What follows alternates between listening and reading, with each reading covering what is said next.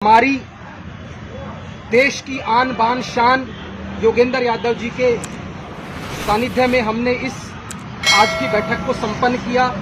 और इस बैठक का जो एक मूल बिंदु था वो ये था कि आने वाली सितंबर 23 को जंतर मंतर दिल्ली पर जो अहीर समाज के लोग आकर सरकार से गुजारिश करेंगे, प्रार्थना करेंगे कि हमारा जो ये हक है आप हमें दे दीजिए। माननीय, कितने दशक बीत गए, हमने अपने कितने प्राणों की आहुति दे दी, लेकिन ऐसी कहां कसर रह गई कि आज तक हमारा मान सम्मान, हमारा निशान हमसे वंचित है। सारा अहीर समाज, आज हमारी 26 करोड़ की आबादी निरंतर आपसे ये पूछ रही है।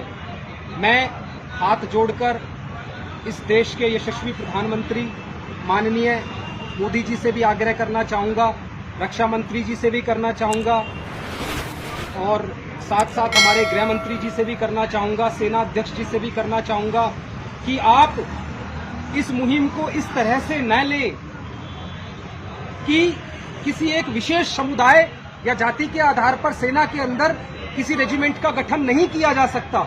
आप इसको ऐसे समझिए कि एक ऐसा समुदाय जो अनेक दशकों से, आदिकाल से अपने प्राणों की बिना परवाह किए सबसे पहले, सबसे सर्वप्रथम अपने देश, अपने तिरंगे की आन बान शान को रखता है।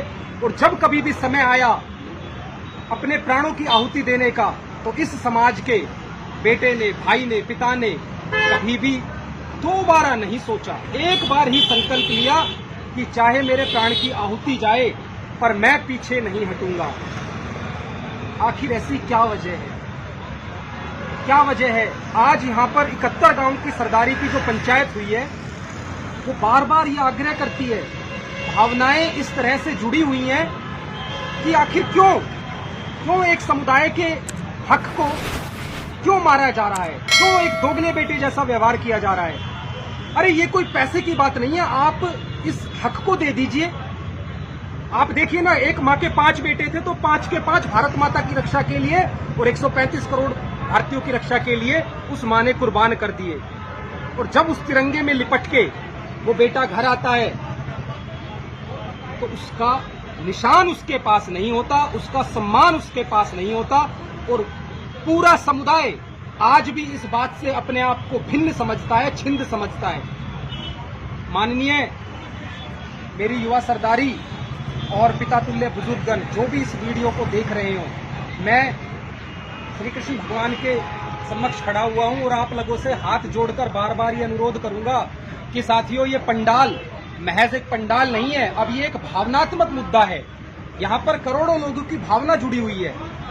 आप खुद से प्रश्न कीजिए कि आपने अपने स्तर पर कितना प्रयास किया। अरे एक विद्यार्थी अगर परीक्षा की तैयारियां करता है तो रिजल्ट की उसको तब चिंता होती है जब उसने प्रयास किया हो।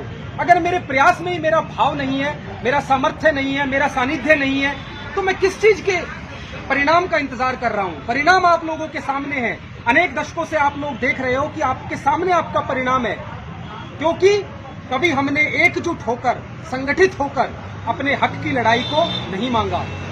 आज फिर से हमारे माननीय राष्ट्रीय अध्यक्ष परमवीर चक्र विजेता योगेंद्र जी ने यह आग्रह किया है कि 23 तारीख को जंतर मंतर पे आप सभी लोग संगठित तौर पर अपने ग्रामीण लेवल पर, अपने ग्राम के स्तर पर ये एक मुहिम को छेड़े कि मैं कितने लोगों को ले जा सकता हूं। हरबीर अगर अपने स्तर पर सोचता है तो हरबीर को ये लगता है मैं कुछ भी नहीं तो कम से कम अपने रजोकरी गांव से 50 लोगों को तो ले जा पाऊं, इसमें मैं क्या सक्षम हूं?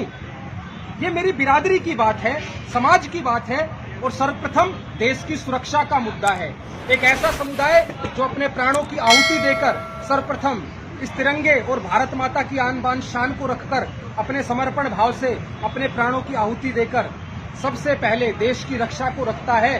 तो ऐसे समुदाय में हमारे पास मेरे ऐसे साथी नहीं है क्या जो हर एक गांव के क्षेत्र से 15 या 20 लोगों को अपनी जिम्मेदारी के साथ लाए, उनको अपने साथ रखे और जब 2 या 3 बजे का समय हो तो वापस अपनी जिम्मेवारी से अपने घर लेकर आए, अपने गांव पर लेकर